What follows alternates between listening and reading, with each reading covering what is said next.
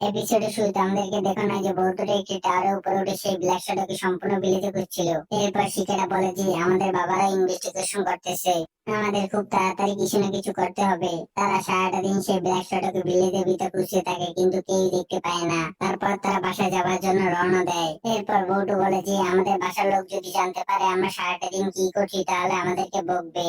এরপর মিসকি বলে যে তোমরা চিন্তা করো না, আমরা যে কাজের জন্য অ্যাবসেন্ট ছিলাম তার সম্পর্কে আমি ইনোসেন্সের কাছে একটি লেটার লিখে দিয়েছি। তোমাদের বাসার লোক সে সম্পর্কে জানতে পারবে না। এরপর বল্টু যখন বাসায় যায় তখন সে দেখতে পারে যে তার মা অনেকটাই রাগ করে আছে। তারপর বল্টু বলে যে মা তুমি এতটা রাগ করে আছো কেন?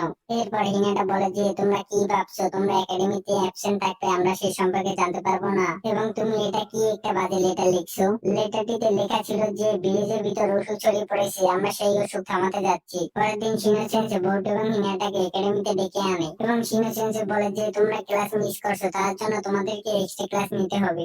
এরপর বল্টু বলে যে আপনারা সবসময় আপনাদের ইচ্ছা মতন আমাদেরকে চালাতে থাকেন, আমাদের ইচ্ছা মতো কোনো সময় আপনারা চলতে দেন না।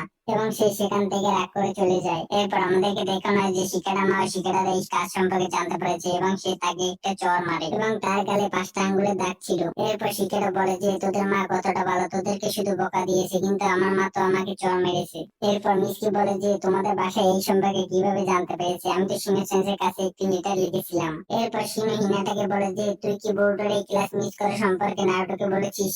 এরপর হিনাটা বলে যে সে সারাটা দিন কাজ করে এবং সে ভালো করে রাতে ঘুমাতেও পারে না, তাকে বলা ঠিক হবে না। এরপর শিনো বলে যে নারুটো হোকাগে হবার আগে বোর্ডোর বাবা, তোর এই সম্পর্কে নারুটোকে বলা উচিত। পরের দিন শিনো সেন্সে সকল বাচ্চাদের ক্লাস নিচ্ছিল। বোর্ডো এবং শিকারে একটা বুদ্ধি খুঁজতে থাকে যেন তারা এখান থেকে পালিয়ে যেতে পারে এবং সেই কেস সম্পর্কে তথ্য জোগাড় করতে পারে। এরপর শিকারা বলে যে তোমাদের একটা কাজ করার সুযোগ দেব। তোমাদের আজকে একটা অ্যাসাইনমেন্ট হলো তোমরা নিজেদের ইচ্ছে মতন যে কোনো একটা ওয়ার্ক প্লেসে গিয়ে নিজের ইচ্ছে মতন কাজ করতে পারো।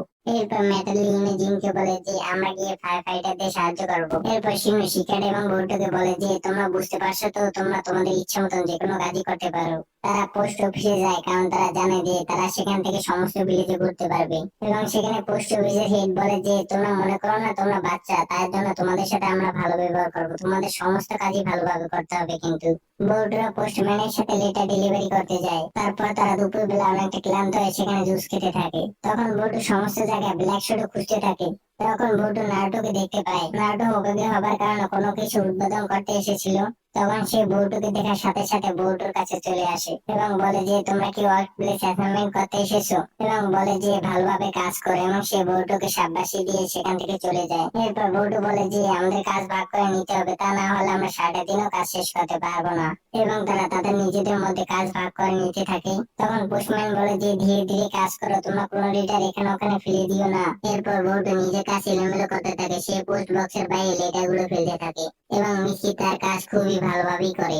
সে তার হাত লম্বা করে প্রত্যেকটা পোস্ট বক্সের ভিতরে লেটার গুলো রাখে। তারপর বল্টু পোস্ট ডেলিভারি করতে করতে ক্লাস র্যাপদের কাছে পৌঁছে যায়। বল্টু বলে যে ক্লাস ক্যাপ্টেন তোমরাও এখানে, তোমরা এই কাজ করতে করতে বোর হয়ে যাও না? ক্লাস ক্যাপ্টেনের সাথে মেয়েরা বলে যে আমরা এখানে কাজ করতে করতে বোর হয়ে যাই। ক্লাস ক্যাপ্টেন বলে যে তোমরা আমাকে মাফ করে দিও, আমার কারণে তোমাদেরকে এখানে আসতে হয়েছে। তারপর আমরা দেখতে পাই যে বল্টুর সমস্ত কাজ শেষ করে আবার সেখানে চলে আসে এবং তখন সেখানে মিসকি আসে এবং বলে যে সেনজু পার্কে কোনো একটা গড়বড় হয়েছে, আমাদেরকে তাড়াতাড়ি সেখানে যেতে হবে। তারপর বোর্ডরা সেখানে যাওয়ার জন্য রওনা হয়। তারপর আমরা দেখতে পাই যে সেনজু পার্কের আশপাশ ধ্বংস হয়ে গিয়েছে, তাই আন্ডু ব্ল্যাক অপস এর লিডার হয়ে গিয়েছে। সে এখানে ইনভেস্টিগেশন করতে আসে। সে দেখতে পায় যে যে লোকটা এই কাজ করেছে সে অজ্ঞান হয়ে গিয়েছে এবং তার ভিতর চক্র অনেকটা কমে গিয়েছে এবং সে অনেকটা ক্লান্ত ছিল এবং সে যে বেঞ্চটা বসেছিল সেই বেঞ্চটার নিচে একটা ফুল উঠেছে। বোর্ডরা যখন স্পটে আসে তখন সমস্ত কিছু শেষ হয়ে গিয়েছে। বল্টু বলে যে আমরা মনে হয় বেশি দেরি করেছি। সাই নারুটোকে সমস্ত জায়গা দেখাচ্ছিল এবং বলে যে এখানে এখানে এই অ্যাক্সিডেন্ট গুলো হয়েছে। প্রথমে এই অ্যাক্সিডেন্ট গুলো একাডেমির ভিতরে হচ্ছিল, বর্তমানে এই অ্যাক্সিডেন্ট গুলো একাডেমির বাইরেও হতে থাকে এবং যাদের উপরে এই ব্ল্যাক শ্যাডো বল করে তাদের চক্র নেওয়া হয়। আমার মনে হয় এতে হাসিয়ামার সেন্স ব্যবহার করা হচ্ছে, কারণ আমি ওখানে একটা বেঞ্চের নিচে গাছ দেখেছি, এখানে ফুটন স্টিলে ব্যবহার হচ্ছিল।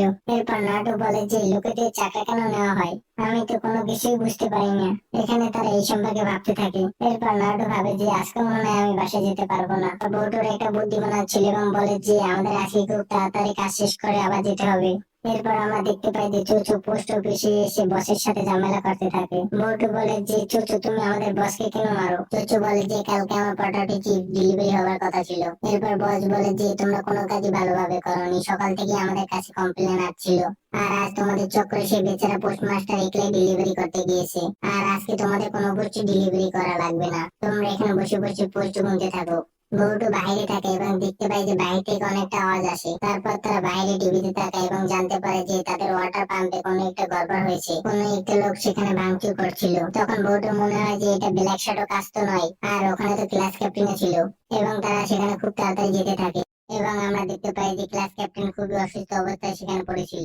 এবং এর মাধ্যমে আমাদের আজকের এই এপিসোড শেষ হয়ে যায়। আর একসাথে যদি অনেকগুলো এপিসোড দেখতে চান তাহলে কমেন্ট করুন।